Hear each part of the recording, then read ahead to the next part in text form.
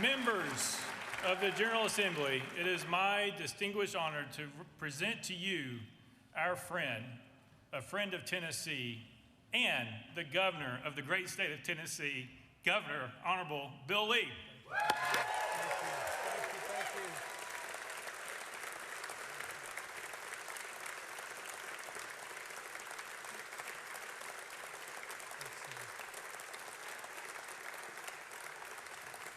Thank you. Thank you.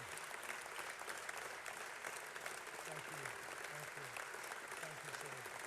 Thank you. Thank you. Thank you.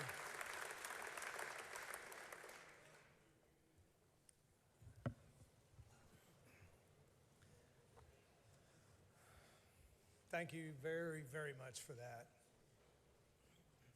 Lieutenant Governor McNally, Speaker Sexton, Speaker Pro Tem Hale, Speaker Pro Tem Marsh, members of the 115th General Assembly, justices of the Supreme Court, senators, constitutional officers, cabinet, and my staff, and my friends, and my family. Thank you. Thank you.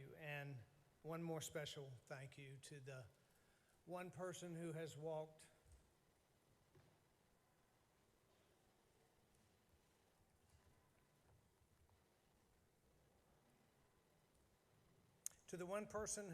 every step of this journey with me, serving her state with grace and strength and dignity, the First Lady and my precious wife, Maria Lee.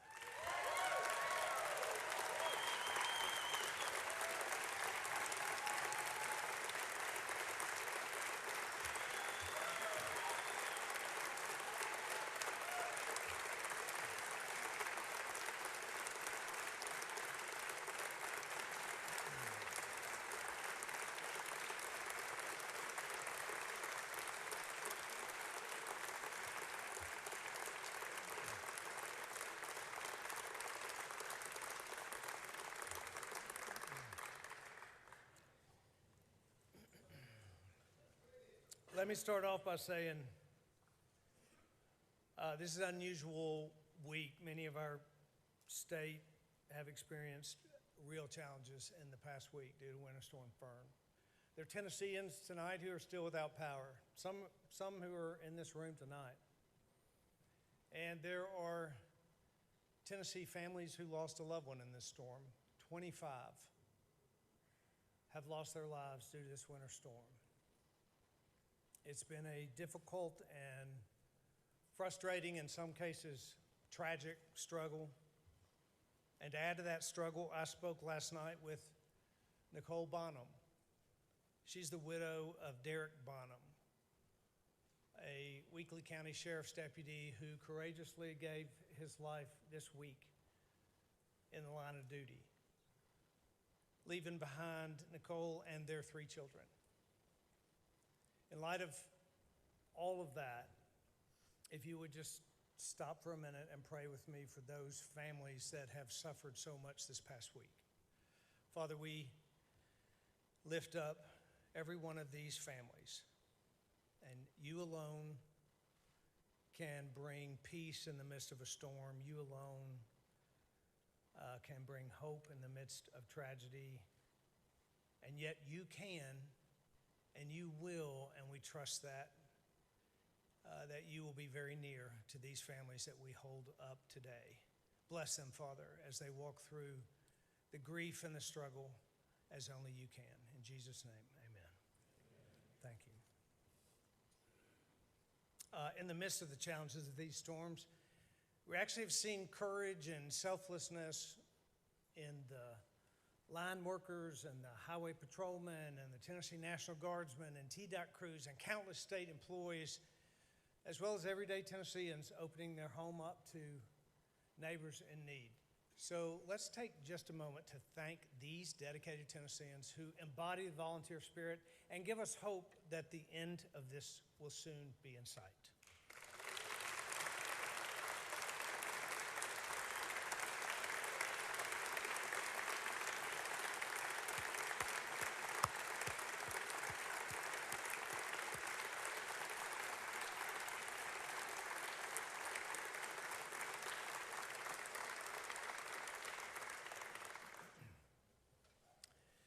2019, when I walked through those doors into this chamber for the very first time, I had great excitement about what we together could and would deliver for the people of Tennessee. And with 7 years under our belt, and at least in my case, a lot of gray hair to show for it, we have delivered. But I could have never predicted the journey that you and I would embark upon together. I now know that it's impossible to fully appreciate the relationship between a governor and a General Assembly until you're submerged in the deep end together, solving real serious problems. And yes, sometimes wrestling it out, but always looking for opportunities to make life better for the 7 million people that we serve. I am grateful to be part of that process with you, the men and women of this General Assembly, many of whom don't get near the credit you deserve for choosing to be in this difficult arena. And whether or not you and I agree on a lot or a little, we have found a way to accomplish much for our people. So together, tonight, in addition to laying out the priorities for this next important year, I'll also take a chance to be just a bit nostalgic about our time together and about the past 250 years of the greatest country this world has ever known.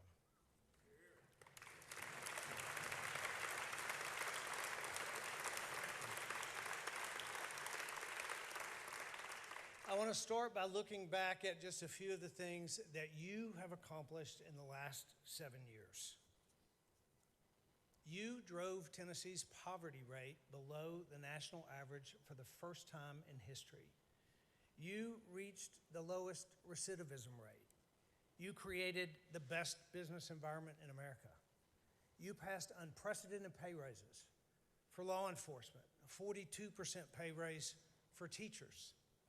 In the middle of your work, you responded to tornadoes, floods, a pandemic, a Christmas bombing, a hurricane, and ice storms.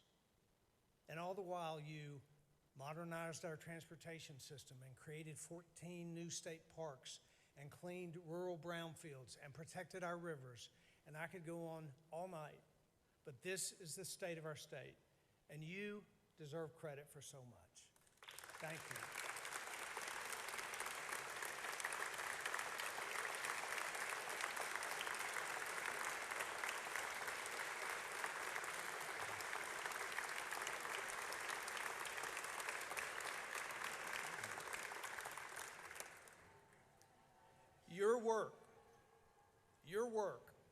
Our work, is more than just passing legislation, it's changing lives.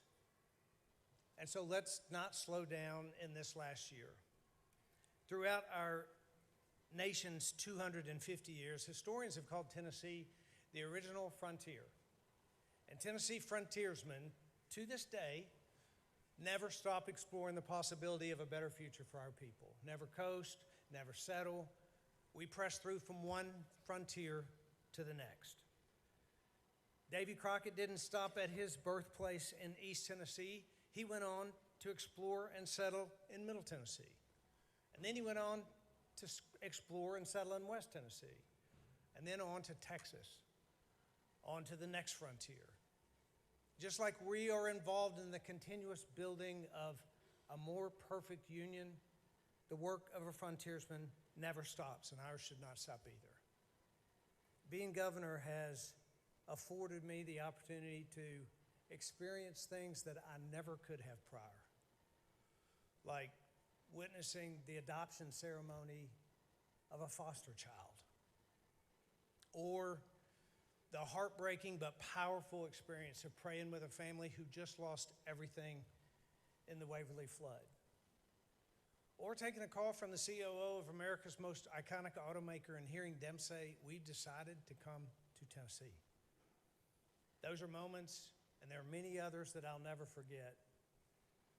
Just like the moments that I just spent with Tennessee soldiers who had just spent 7,000 miles away from their families for Christmas.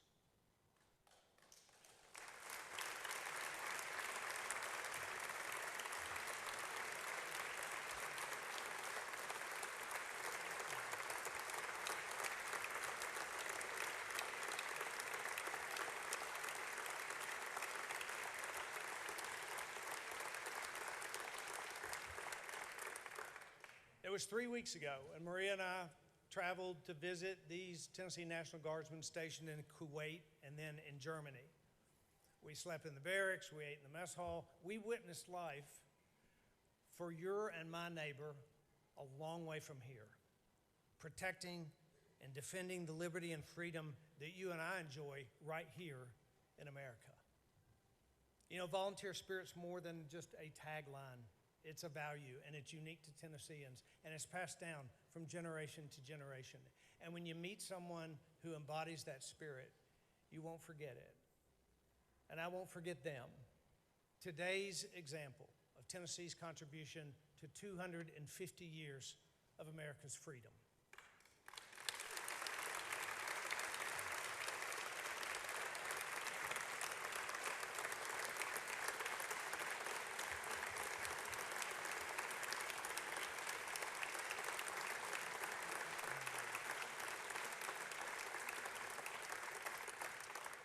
The 250 celebration isn't just about reflection. We're also called to forge ahead to the next frontier, because the decisions that you and I make this year will shape the future of our state for the next 250 years. So this year we'll continue to forge ahead on a path forward with education. Tennessee has cast a vision for what education can and should look like. Strong public schools, choices for parents, opportunity for every kid to succeed. We weren't always in this spot. When I took office in 2019, Tennessee ranked in the bottom half of states in both math and reading. Today, not only do our scores outpace the national average, but since 2022, Tennessee is a top 5 state for gains in reading and math.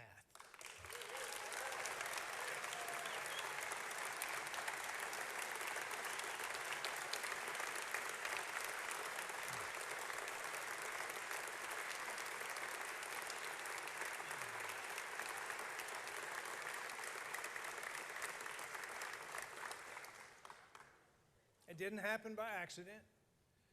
First, we made an historic investment of more than $2.5 billion in our public schools. That's a 50% increase. And I'm proud that this year we are proposing in the budget an additional $340 million directed to our public schools.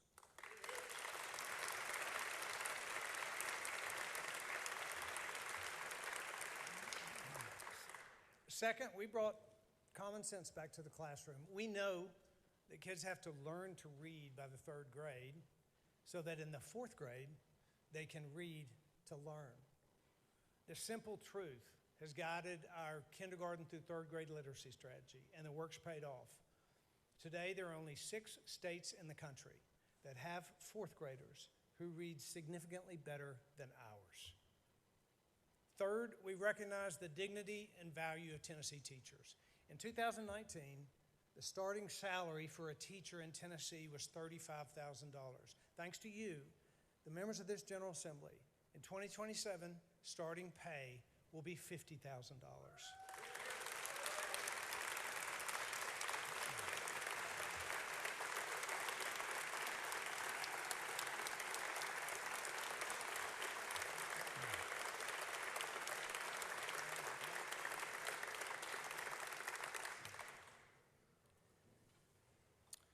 And finally, last year, we gave families school choice with the Education Freedom Scholarship Program because we know that parents know best.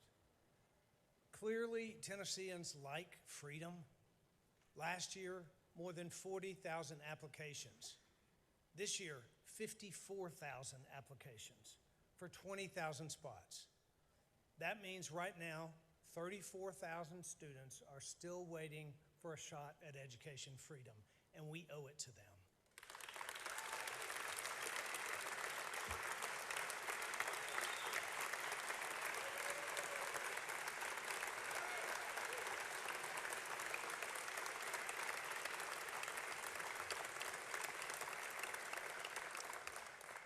We don't have to look too far to see how education freedom is changing lives. Down the road in Antioch, Tennessee, 77% of the students enrolled at Lighthouse Christian School are there because they received a scholarship from the state. Dr. Milton Nettles, head of the school at Lighthouse, has seen how school choice is changing lives firsthand. Once a public school teacher himself, he believes parents know best, and he's seen hundreds of students find their fit at Lighthouse, and parents who have a choice at last. And still, he says it isn't enough, and I agree. Growing the program would open the door of opportunity for thousands more children statewide. Please join me in welcoming Dr. Nettles and some of the exceptional students at Lighthouse Christian School.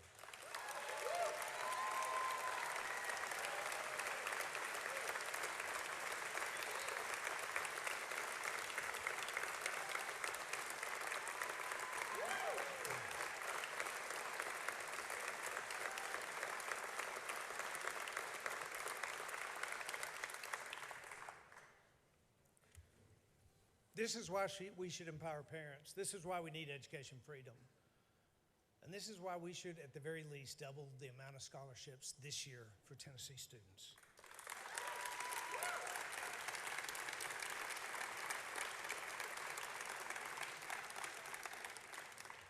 Every governor's time in office is marked by unique problems.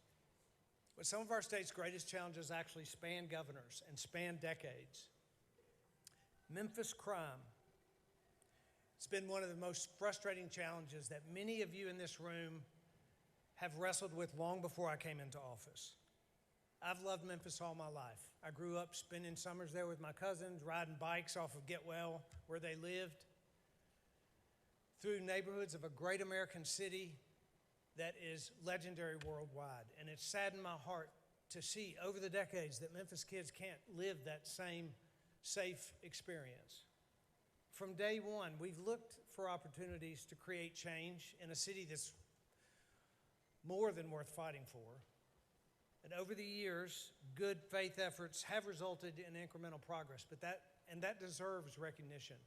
But the Memphis Safe Task Force has fostered an unprecedented collaboration between local and state and federal partners that's nothing short of extraordinary. The federal resources delivered by the Trump administration, the dozens of agencies working side by side, the relentless bipartisanship that has proven all the critics wrong. This Herculean effort has in fact created generational change in Memphis.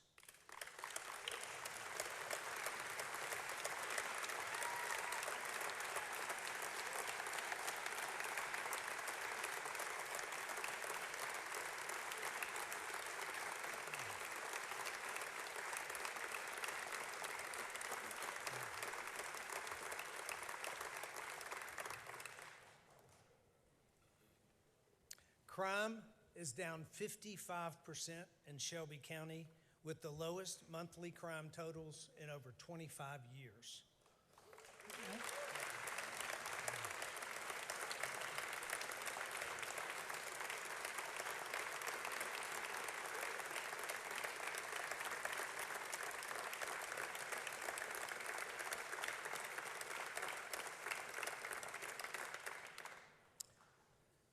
More than 5,500 criminals have been arrested, and remarkably, dozens of missing children have been found. Last fall, as part of the task force, the TBI and partner agencies established the Missing Child Unit. It's a specialized group dedicated to locating high-risk missing children and returning them to safety. This mission, led by Special Agent Emily Kiefer, resulted in the recovery of 146 missing children in Memphis.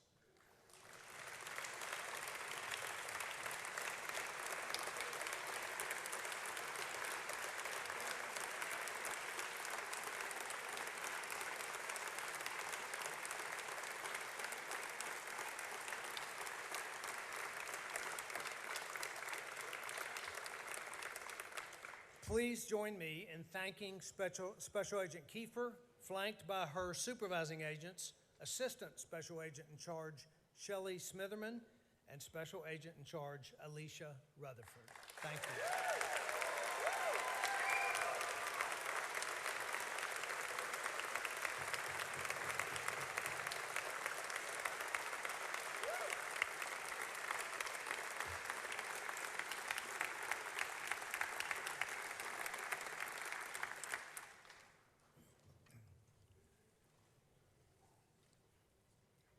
Now we got to make it stick. Crime plagued that city for decades, and it won't go away in 6 months. To that end, this year's budget includes $80 million in grants to accelerate the momentum in Memphis. And we will increase the full-time Tennessee Highway Patrol presence by permanently placing 100 troopers in Shelby County.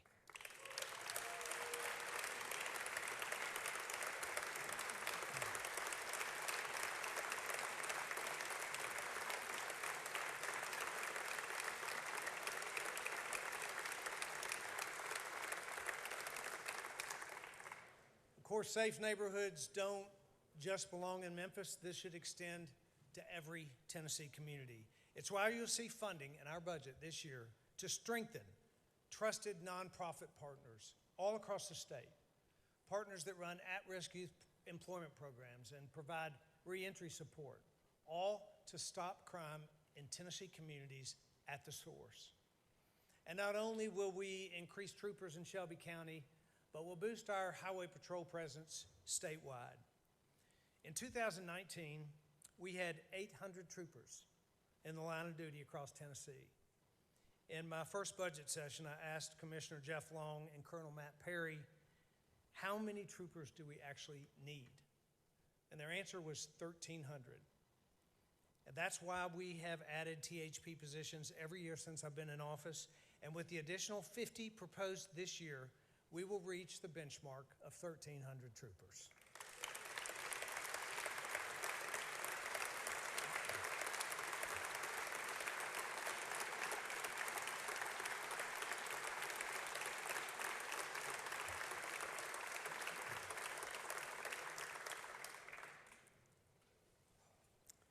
You've heard me say many times that what happens in rural Tennessee matters to every Tennessean. Together, we've acted on that belief. From my very first executive order for rural counties to investing hundreds of millions of TennCare shared savings dollars to strengthen rural health care. And we all know how hard this issue of rural health is. And while we've made some progress, we have much more work to do to deliver better care closer to home. We now have an opportunity like we haven't seen in decades. Thanks to the Trump administration, resources have become available through the Rural Health Transformation Fund, awarded just 1 month ago, that'll provide Tennessee with $1 billion over the next 5 years to transform healthcare in rural communities all across our state.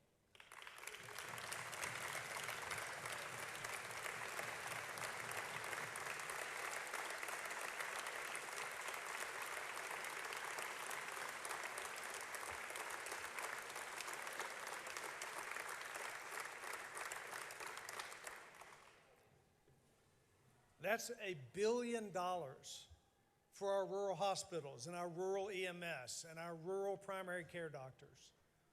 This Rural Health Transformation Fund has given us an opportunity that we have to make certain that we do not miss. In order to be eligible for these federal dollars, Tennessee must take legislative action to make it easier for medical professionals to practice and easier for rural healthcare facilities to operate. Right now, government overregulation stands in the way of that. If your child has strep, why should you have to drive an hour away to see the pediatrician when your neighborhood pharmacist could test and treat your family right then and there? And in a rural community with a shortage of doctors, why can't we both train more physicians and make it possible to see the fully trained physician's assistant down the road? And when a rural facility loses its supervising physician? Should we really force the fully trained nurse practitioner to close her doors to the community as well? These are real scenarios in rural communities all across Tennessee.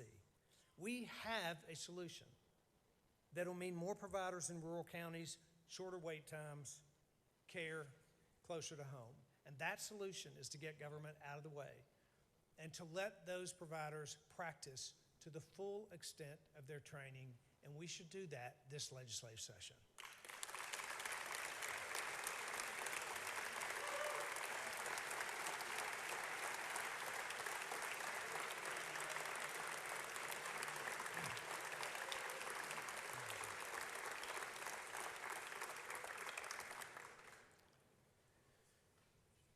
But it's not just about letting providers practice.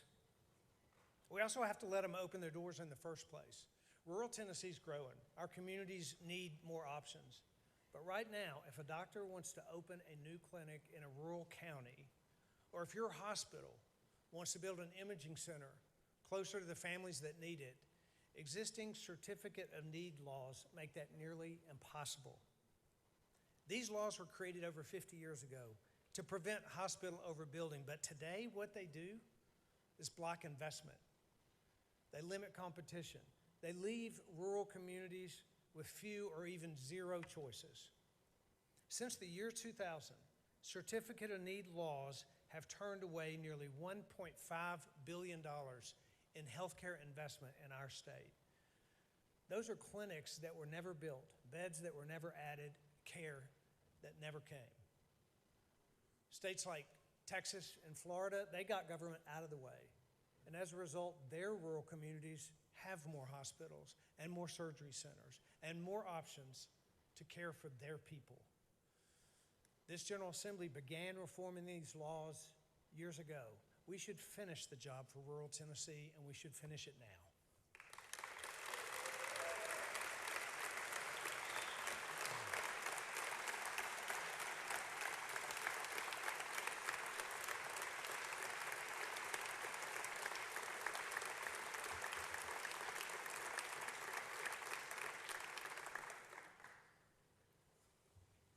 When Maria and I drove an old RV around the state almost 9 years ago, I said then that what Tennesseans care about most is having a good job and a good school for their kid and a safe neighborhood.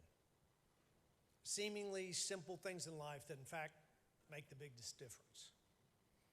Well, tonight we've talked about good schools for our kids and safe neighborhoods, but when I consider the state of our state, one of the most important things that we can do is create opportunity. And for Tennesseans, that means a good job. And that starts with economic development.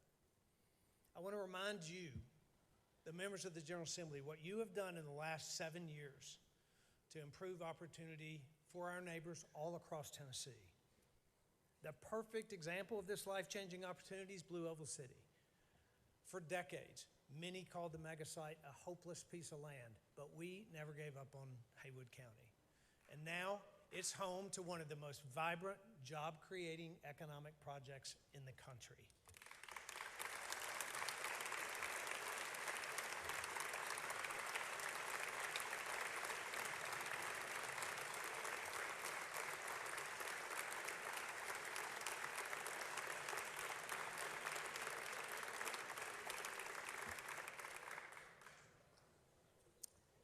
Because you have created the best business environment in the country, there are examples of companies all over the world moving to Tennessee. Oracle moved to Nashville. XAI is in Memphis. Arano is in Oak Ridge. In-N-Out is in Tennessee.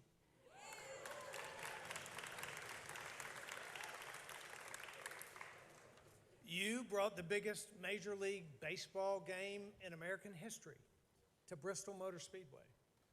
And because of a stadium that you invested in, I'm pretty confident a Super Bowl will be coming to Music City.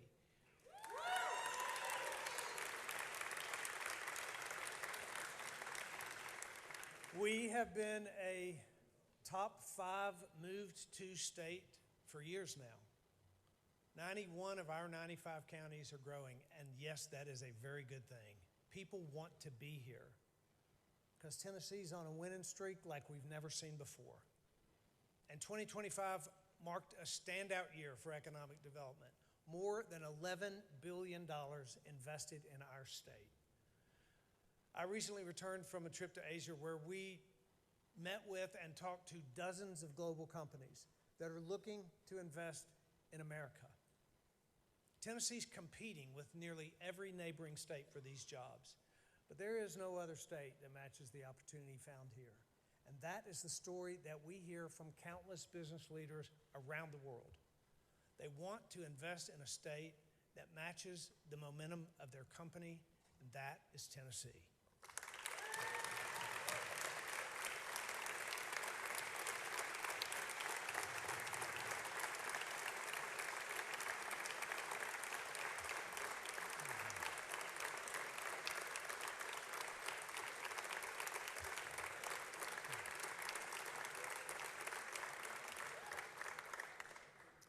You all have done this. You have created this environment.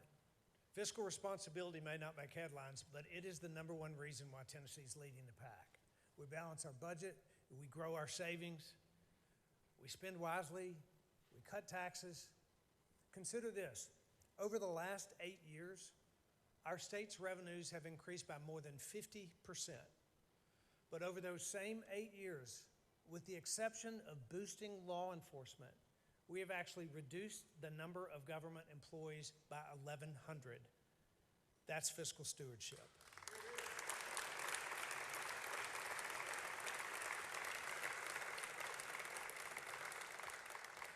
The disciplined approach that you've taken has earned Tennessee a triple AAA bond rating for the last decade, which is proof.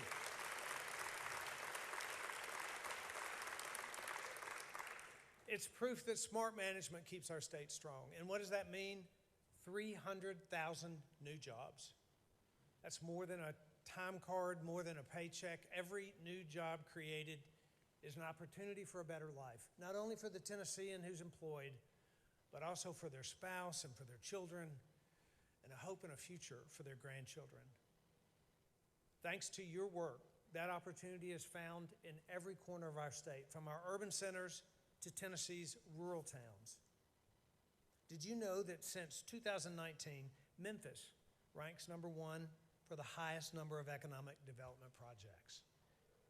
And at the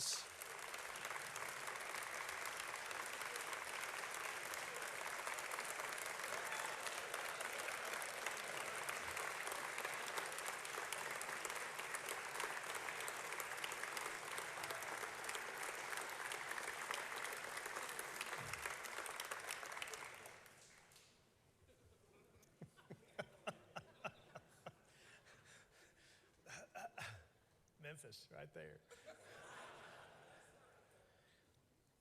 At the same time, our rural counties are growing economically as well. Over that past 7 years, 50% of the dollars invested by businesses in this state have gone directly to rural counties.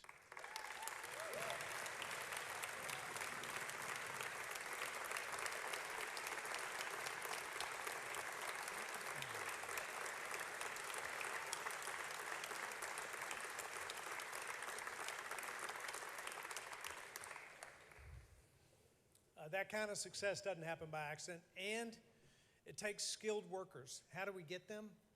Thanks to you. They were on a TCAT wait list that got funded by $1 billion investment that you approved. Their community college received a GIVE grant, or their high school CTE program taught them how to weld. This commitment to our workforce is the reason why companies are creating thousands of jobs all across Tennessee, changing lives from Unicoi County to Union City. But our work doesn't stop there. We have also made Tennessee the global epicenter of nuclear energy. Talk about a new frontier.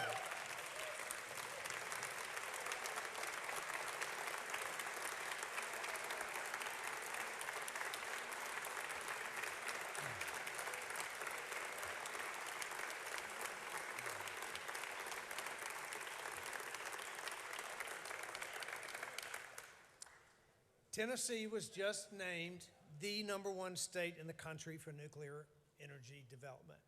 And it's clear why.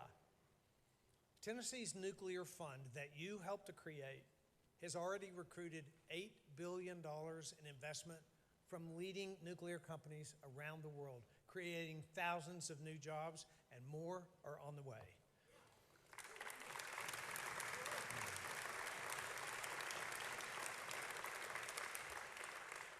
And that's why we are proposing an additional $25 million to the nuclear fund this year.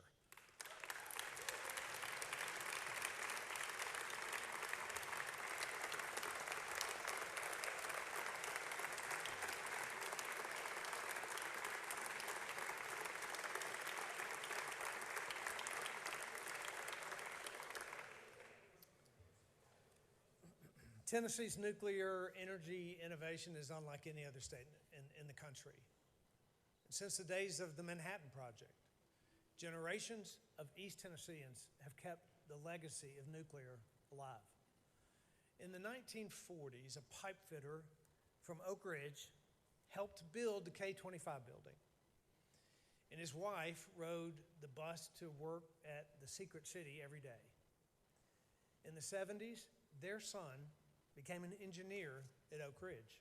And today, their grandson, Michael Wedby, works at Oak Ridge National Laboratory, developing the next generation of nuclear power. That kind of legacy story is why Tennessee leads the nation. Please join me in welcoming Michael Wedby and honoring the legacy of the Wedby family to secure America's future.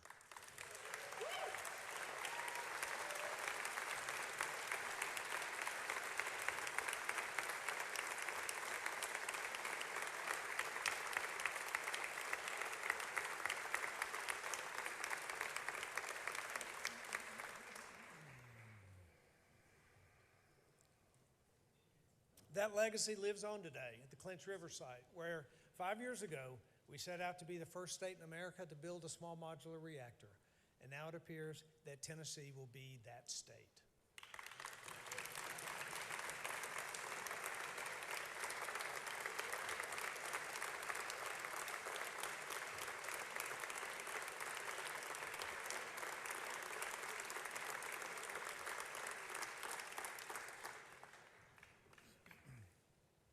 We also have a vision that Tennessee will both power America and be the catalyst for solving America's most complex problems.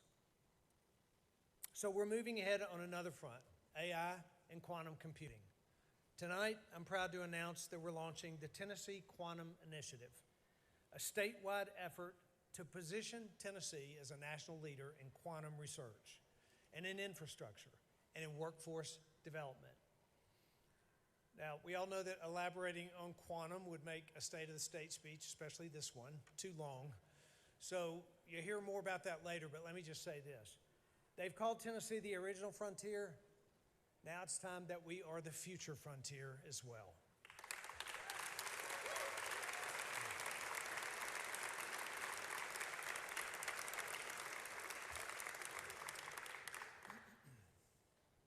My time as governor will draw to a close. Not yet, but it will. No applause line on that right there. Even though I know William, you and Jack are like keeping score of the numbers of applause. But while my time is closing, Tennessee, however, is actually accelerating. Just like in 2019 when we started together, the opportunity before us is greater today than we could ever imagine. In my first inaugural speech, I recalled how a young man and his family settled on the banks of the Cumberland River in 1796, the year the great state of Tennessee was formed. And some of you will remember that the man that I referred to was my 7th great-grandfather, Braxton Lee. Once again, here we are, Tennesseans, standing on the banks of the Cumberland. Great challenges and great opportunities before us, as in need of the wisdom and the favor of God as much as ever. And with a deep commitment to each other. When we walk out those doors tonight, we'll have one more year together to keep climbing, to move higher to even better ground.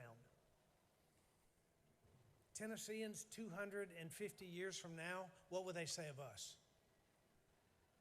Were we strong and courageous, faithful and committed and certain? Did we come together to meet the challenges that we face with courage and optimism and a belief in each other?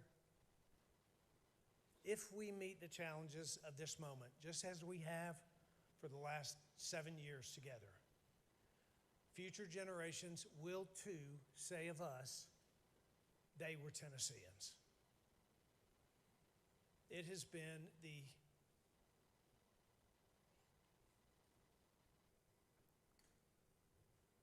highest honor of my life